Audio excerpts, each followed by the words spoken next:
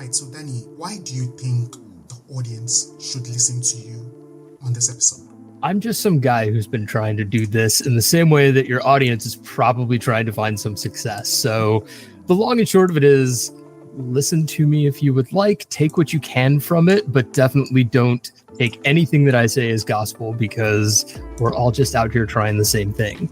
That being said, I've been trying for about 20 years now. I started my career in the world of advertising, realized very quickly that I wasn't happy with that career path. I took action to find a different career path that saw me land in the world of innovation consulting. That introduced me to the world of entrepreneurship and startups and all things technology, which has been sort of the mainstay of my career since then.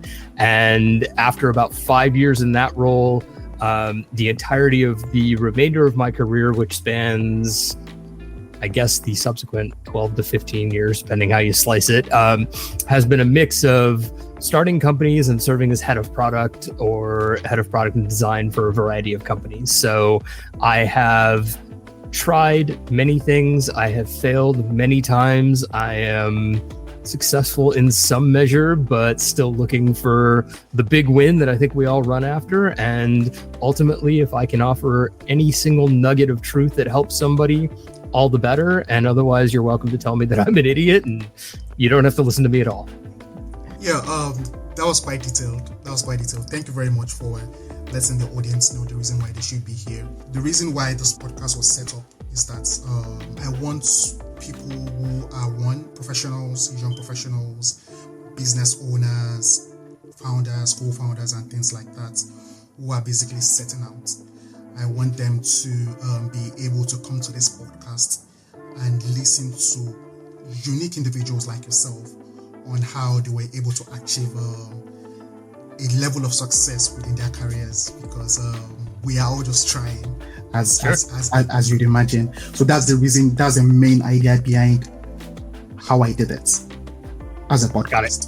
Good. For people who don't know about the young man in front of me, his name is Danny Meat, and he has over 2 decades experience in product technology, in helping businesses or companies create products and services and launch new ventures.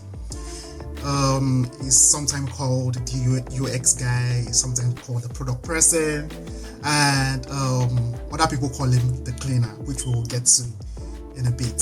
So looking at his resume, looking at his profile, it made me come up with a new name for him, which I will bestow upon him by the time he leaves. Forward to this.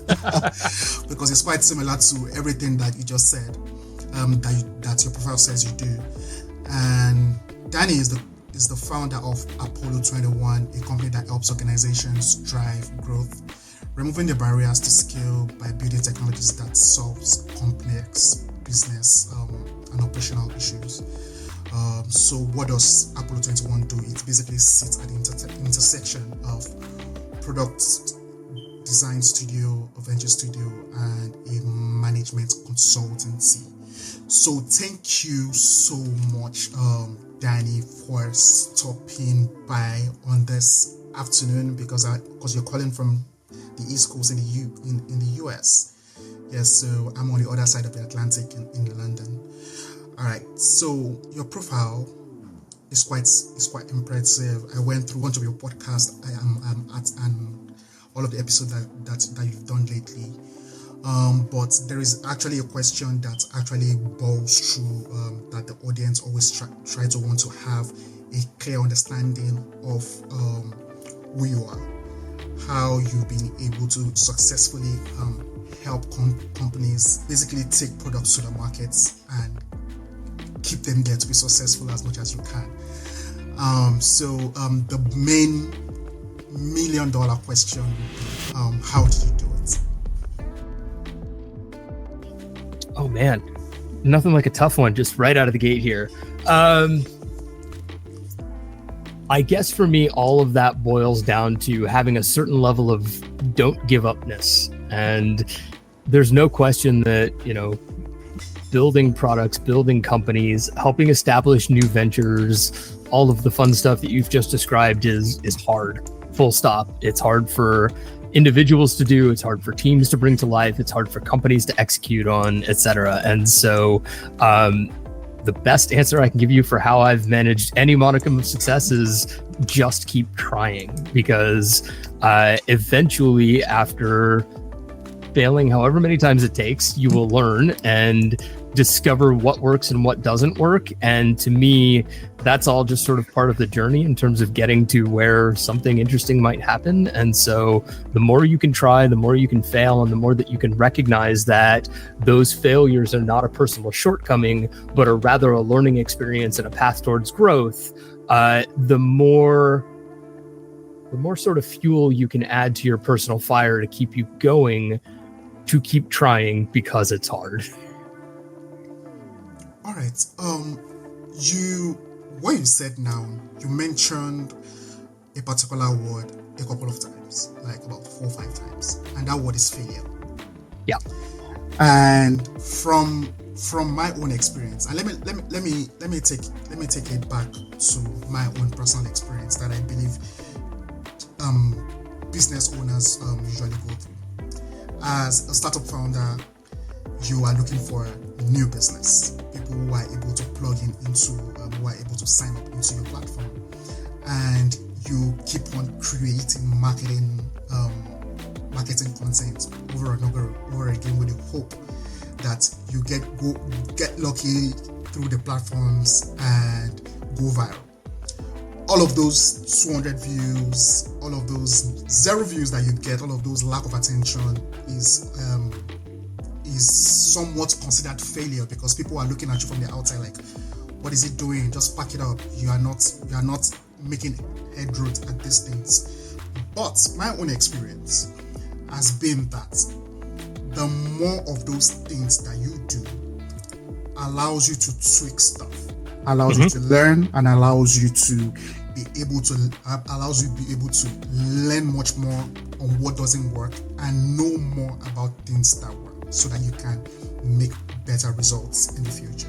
So I want you to touch on that word. You said failure. Why is failure a recipe for success? I'm glad you caught it. I have sort of a personal mantra that is fail beautifully. And so the word failure is just consistently stuck in my head. And part of the reason that I believe in failure so much is that it is inevitable. To your point, every single thing that you try as an entrepreneur, as somebody who is trying to attract an audience or a customer base or whatever it is a stepstone along the path, hopefully towards success. But of course, that's not guaranteed. But ultimately, the things that don't work, a lot of people call failures. And well, yes, an experiment that doesn't work, an experiment that doesn't drive traffic, a new feature that doesn't resonate for your audience, whatever the case it may be, is a failure to some extent. But my issue with the idea of failure, and the reason that I remind myself constantly that failure is okay, is because from a young age, it is ingrained in our heads that failure is a bad thing. Failure starts off as being, you didn't pass a test, or you didn't pass a class, or you didn't pass a grade, or whatever it was. Failure is bad.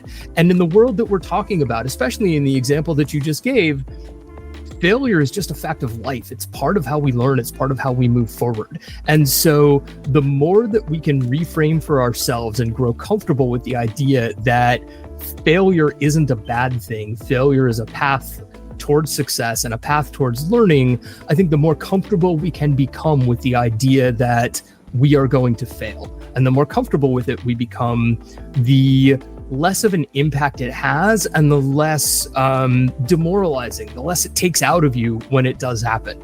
And if you're running down the startup path and, as you said, you're trying all sorts of things, you're looking to grow an audience, you're looking to grow a customer base, yes, you're going to fail, but those failures are learning points, and they really ultimately become a good thing because they teach you what to try next and what didn't work that time around.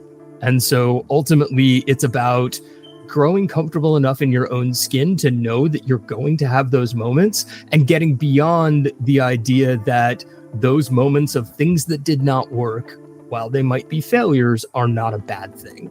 So to me, it's a good thing to remind yourself that failure is okay. Yes, I actually really agree with you. And looking back, touching on that particular word again, on failure, there are several things. Once you start peeling the onions, the reason why something doesn't work, there are certain things that you start finding out the reason why what you were trying is not working. For example, in the last 6 months, the TikTok algorithm has shifted towards you just having like a much more natural video style, where you just pick up the phone, you record, you post, and the video moves much more better than in 2023, where things were extremely edited, so many effects and things like that. And if you are going to be landing a new client in your agency, they would expect you to come with the old edits, the old shebang when it comes to like creating all the a grandeur kind of edit, which is also good for the brand, but might not be something that drives traction. Now, the question, looking back from my own experience, that I actually want to learn from you as well, is that when you fail to get what was working, then maybe you came late into the game and you're trying something that has already changed. What are the things that you can do in terms of like innovation? How can a company be much more innovative? It doesn't have to be in marketing. It doesn't have to be in doesn't even have it generally around a product-centered company or a brand. How can they try to be? You start today and you give yourself a chance to be ahead of the curve by being very innovative, so that you don't fail because you're trying to do something that worked yesterday, if that makes sense. Yeah, I think I'm following. The answer that I have for that, again, comes back to failure. Companies, much like people, do not like the idea of failing. And failing for companies is usually measured in dollars, whereas for individuals, it might be measured in personal satisfaction or, how you feel about yourself at any given time. Companies, of course, are not people with feelings. They're big moving things that are measured in dollars and cents for the most part. And the reason that a lot of companies struggle with the idea of innovation is because when you are motivated by dollars and cents, your goal becomes to construct an operational environment where those dollars and cents go as far as possible and are protected as much as possible.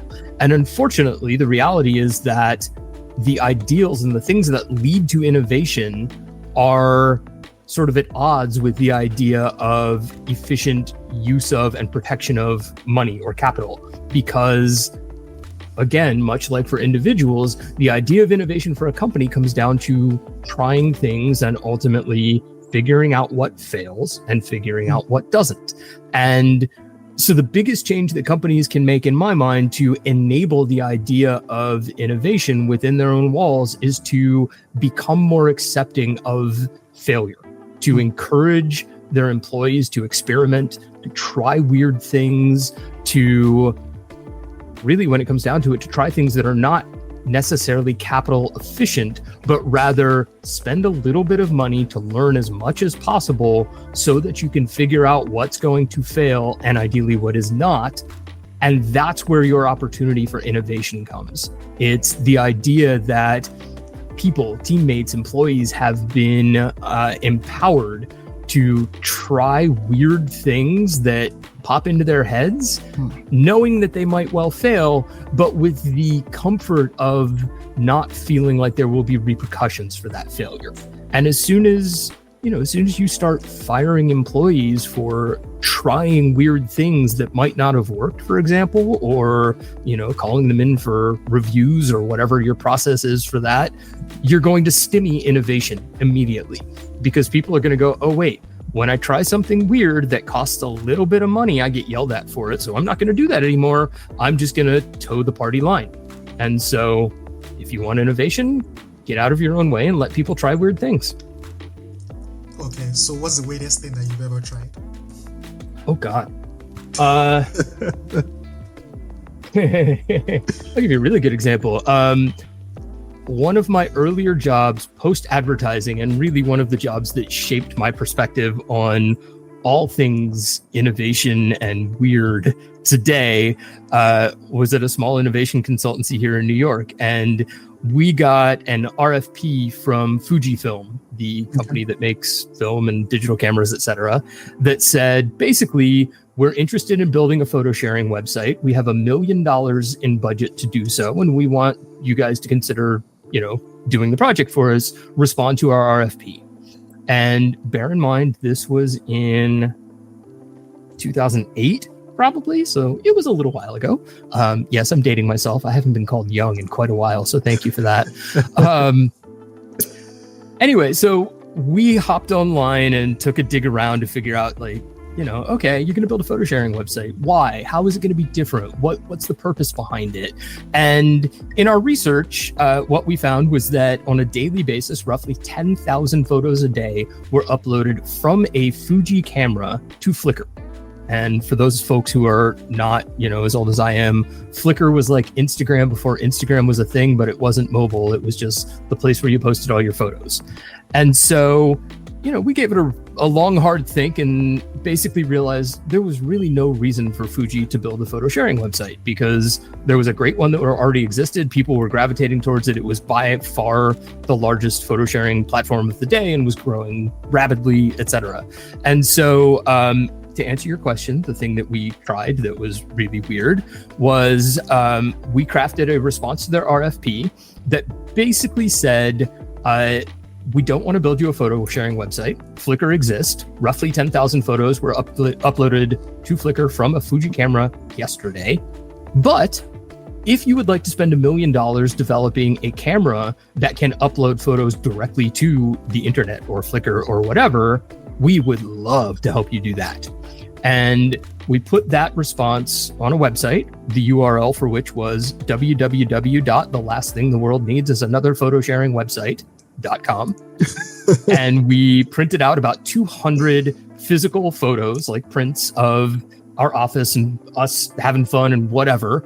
And on the back of every single one of those photos, we wrote that URL by hand and we dumped them all in a box and we mailed them back as our response to the RFP. And huge shocker, we did not win that business. Fuji spent $1 million. They built a photo sharing website, and a year later they shut it down because it couldn't compete with Flickr. So that was a pretty fun, weird moment that really taught me a lot about not only the view of what it takes to be innovative, but also how big companies think about innovation and sort of where they deploy their dollars in pursuit of innovation. And so, I don't know. That was a weird and fun one that we tried out. Okay. Because I always try to tread my questions. So based on what you just said now, you tried something out of the box that didn't work out. Mm-hmm. What about a situation whereby you tried something out of the, if you've had it before, you tried something out of the box that didn't work out. You took learnings from that and you saw an opportunity again to innovate, taking the learnings from a failed situation to win something big, if that makes sense. Have you had such experiences before? That is basically every startup story. Try something, fail, figure out what failed, make it different, try it again, and lather, rinse, and repeat until you finally find something that people like. Now, there are ways to shortcut that, like the customer development process, where you can make the learnings and the points of failure much faster to achieve. Failure doesn't always have to mean we built something and we put it in the world to determine whether or not it would resonate for people. You can always just go out and, ask people if it will resonate for them. And so I'm a huge fan of that process. But yes, I think every startup founder has been through the process of try, fail, try again, fail, learn, try, maybe succeed, or succeed a little bit. That's the other thing to bear in mind with this whole conversation about failure, is that success also doesn't mean exactly what has been ingrained in our heads since an early age. Success doesn't have to mean I developed a unicorn company that went public and got rich in a month and whatever, because it really doesn't work that way. Success also happens in little tiny increments that compound one another as you figure out, oh, okay, this little thing worked, and then this thing worked, and then this thing worked. And in much the same way that failure teaches you what not to do, success teaches you what to double down on and keep trying. But again, that is not always or even normally a huge win as much as it is incremental trial and error to figure out what success looks like. All right, brilliant. So in terms of success now, you talk so much about venture driven growth and what it means to. So what does venture driven growth means to corporation, and why should they focus their efforts on such?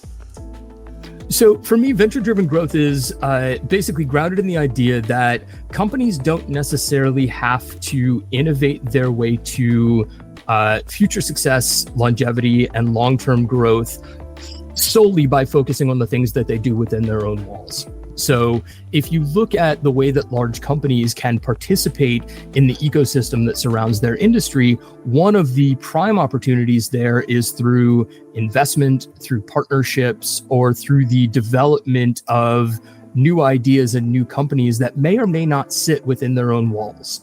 And there's a breadth or a spectrum of what that could mean. That could be as simple as companies, I say simple, it's not, but that could mean companies starting their own sort of internal venture operations where they are actively either soliciting from outside the company or from within the company ideas that have the opportunity to grow into a whole new business line, a whole new revenue line, a new department within their existing structure, etc. Or it could mean investing in outside startups that are already pursuing that path. And what we see so often is, every company at some point starts out as a startup. It starts out as a small little thing that eventually gains traction. And, if you do really well and you're really lucky, it grows into whatever behemoth you want to look at today. And as soon as you become that incumbent, the behemoth that is the sort of industry leader today, you are already in the process of sort of dying or running scared, because you have now become the target for the companies that are today what you once were, looking to disrupt the norm of whatever is happening in your industry. And a lot of corporations, a lot of larger organizations look at that as something to fear, and they look for ways to outdo or limit the opportunities for growth of those up and coming startups. And there is another way to do things that falls into the umbrella of venture driven growth, which is don't try and slow them down. Don't try and combat them. Instead, go and invest in them. Go and help them. Because at that point, by the time you have a company that is nipping at your heels and growing into something interesting, instead of being a disruptive force in your industry that is going to eat your lunch, basically that could become a disruptive force in your industry that your company can lucratively gain from, that your existing corporation could partner with in interesting ways to leverage technology or the customer base that you have to help them grow. And if that company has skin in the game through investment in that up and coming startup, then all of a sudden the dynamic changes dramatically. You as the corporation are not necessarily running scared, but rather you're looking at ways to help that newcomer grow. And in many ways, you have the opportunity to help them unseat you and thank them for it in the process, because if you invest carefully and early, etc., then exactly, you win alongside them. And at some point, it becomes almost like an insurance policy against yourself. So if you're the incumbent and you're trying to survive against the disruptive newcomer and you're combating them at every step, if you fail in your effort to destroy them, then you have failed. You are on your way out, and they are probably on their way to becoming the new incumbent. However, if you have invested in them along the way and helped them grow, then God forbid it leads to your own demise, you still have a huge windfall coming out of the success of that newcomer. And all of a sudden, it really just changes everything.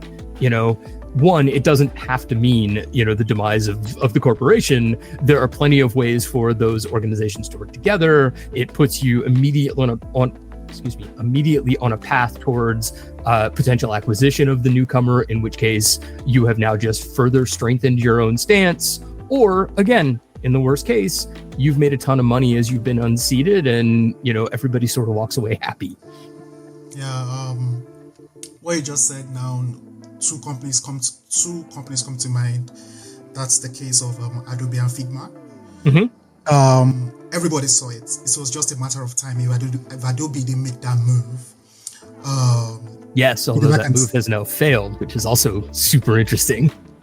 Yeah. So it's always good, and I usually say this to my team that I know we're going to make it big, but it's very important for us not to lose sight of the reason why we started the business in the first place. That is to tackle a particular problem, one, and to push the frontiers of innovation. So I think the gospel of venture-driven growth is something that I'll obviously take to mind, and I'll share with the team. That should it be in the future whereby we have pushed the frontier to where we want to push it to, and somebody comes along and is trying to break the boundaries past where we've put it at. It would be nice to always try to look at what they're doing and just try to probably invest in what they're doing. It doesn't even have to be financially. Just at times there are several ways in which you can be part of a company and basically secure your own future whilst you're doing it, which is good. And I would want to assume that's the reason why you started Apollo 21. So tell me about it. Why and how did you start this company? Apollo 21 is sort of the culmination of the variety of experiences that I've had throughout my career. So as I mentioned earlier, I really kind of cut my early teeth in innovation consultancy and learned about the relationships and dynamics between companies, brands, and their customers through that experience. That, of course, then led me into the world of technology and startups and entrepreneurship. And I have played in that space for the last, like I said, 12, 15 years, something like that. And basically the way that we came about was sort of opportunistic. I was serving as head of product at a startup that I was one of the founding team members for out in LA. And about 2 years into that, we took on outside funding from a family office. And one of the stipulations of our funding round was that we would help some of their other portfolio companies with their technology needs. And so I found myself in kind of a weird dual role where I was focused on our own product and company while also helping some of our brethren at the other portfolio companies explore, understand, and figure out how to utilize technology to solve some of their problems and their growth opportunities. And really that ended up looking like me leading a small team doing work that is very similar to what we do now at Apollo 21. And in fact, some of the folks that are on my team today came from that effort and joined me in this one. But ultimately what happened was that led to some folks at the family office, as well as my founders, tapping me in the shoulder after about a year of that effort and kind of saying, hey, do you want to go do this? You seem to enjoy it. And, we're seeing some interesting things come from it. You should go and try. And ultimately that led to the creation of Apollo 21 a little over 3 years ago now. Okay, over 3 years ago. So what's the most successful project that you've worked on that you can remember on lately that you're extremely proud of? That we have worked on at Apollo 21 specifically? Yes. We've had the good fortune of working with some really interesting projects, some of which were focused on the creation of internal technology, building out operational technologies for companies to streamline operations, work more efficiently, et cetera. And to be frank, some folks look at that and kind of go, oh, that's kind of boring. It's just internal tools. But I find it super interesting personally. I love helping companies figure out where the problem spots are and then utilizing technology to solve them. So we have done that for financial services companies. We've done that for remote guarding companies. That was actually a really fun project. We worked with a company that basically runs a remote guarding platform. So think hundreds of properties around the country, each of which has tens of cameras and sensors and speakers and things like that, all being monitored by like 3 people at any given time out of a single office somewhere. And they basically came to us and said, hey, we figured out product market fit, but we did it by duct taping together like 17 different pieces of technology. And it's a problem now. Like, it's starting to fall apart at the edges because we're pushing it to its limits. Help us figure out what to do next. And so we came in and literally from, the point of the camera on the property all the way to the moment where an alert pops up on a screen in their operations center that says, activity detected at site 17. We worked through every single aspect of what their technology needed to do in order to support their business and enable them to scale by offering a service that was unparalleled by anybody else in the business. And in doing so, we were able to impact everything from how long it took for a camera feed to load on a screen when they clicked on it, to how long it took for an alert to pop up in front of somebody when a person was detected, to literally the ability to determine whether, what is in front of a camera is the family dog running around the backyard or is a person trying to break into a car in a parking lot, for example. And so that was a really interesting project that had just a ton of different facets around, everything from device deployment to computer vision requirements to response time measurement and, the ability to interface with law enforcement and guide them, both onto the property and then to the direct spot on that property where something was going on, et cetera, et cetera. And so we had a ton of fun working on that. Wow, that sounds super smart. I worked, my last place of employment was with a technology company, and they dealt pretty much with access control. And anytime, because obviously I'm just the marketing guy and the product marketing guy, so my job is just basically to like simplify all of the scientific let's say jargons. I try to make it as simple as possible for our customers to understand onboarding and things like that. So it's what you just described to me is quite familiar. Obviously, might not be as sophisticated as you just described it, but it's something that I'm familiar with. So thank you so much for everyone who's listening. This is Danny Nathan, and it's literally one of the smartest people I've ever interviewed. That's interesting. So thank you. That's flattering, although I'm not entirely sure that's true. But the reality about smart people is that they actually don't believe that they are smart until they are put in the room where they're meant to do wonders, and I believe you do all the time. So on a lighter note, so what song describes your life right now? If you're gonna pick a record, what's it gonna be? I'm terrible at this game because music is not the thing that like makes me tick. So okay, what makes you tick? Podcasts? Do you want to recommend podcasts? Do you want to recommend books?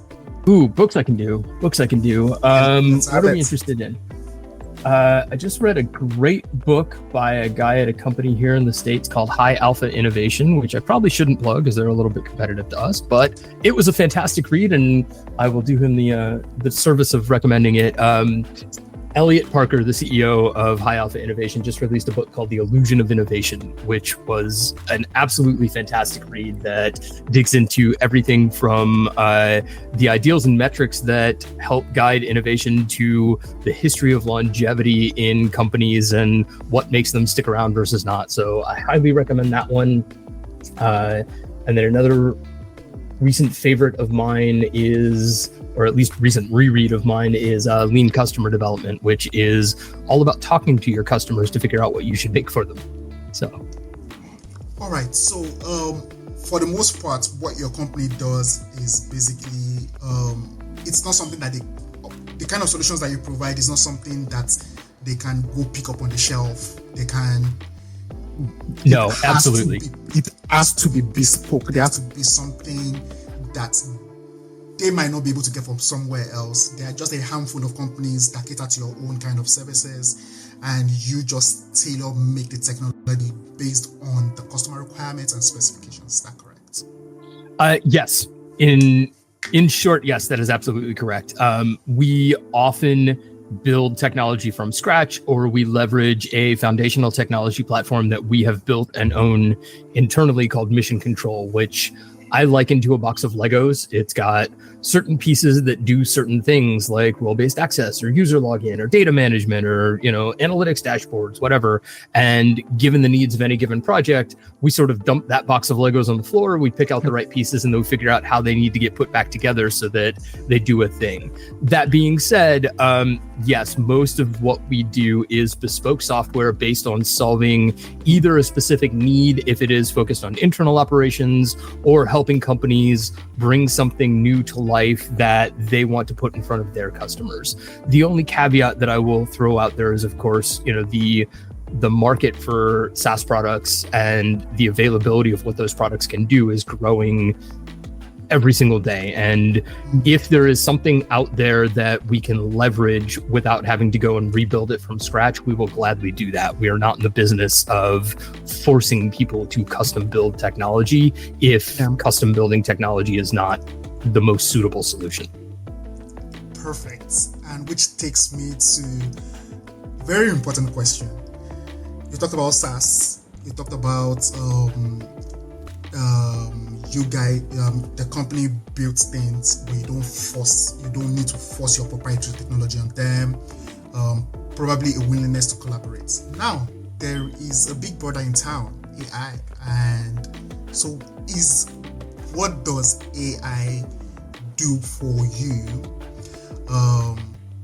or businesses in general, from a technological perspective, from an innovative perspective? And those are two questions. And the final one is that at the end of it all, after this adoption, is it going to take everything away and we're just going to be made redundant? Man, we almost made it through an entire conversation without talking about AI. Go and ask that.